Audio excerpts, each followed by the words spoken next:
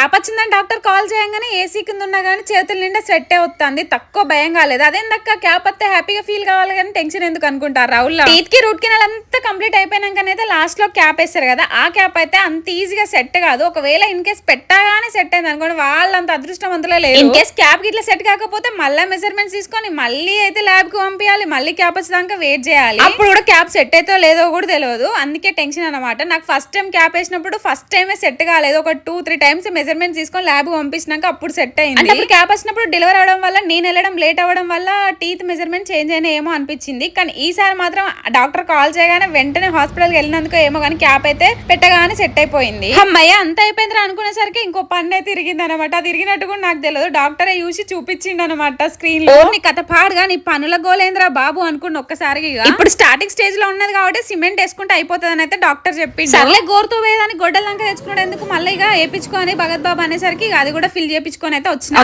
అత్తనైతే లలిత jewelleries కి అయితే పోయినా. ఎందుకు ఏంటి అన్నది మీరు అయితే గెస్ చేసి అయితే కామెంట్ చేయరు. ఇక ఇంటికి వచ్చినాకనైతే నైట్ డిన్నర్ లోకి అయితే ఇవాళ అయితే పునుగులు చేసేసిన. అంతే వీడియో, బై బాయ్.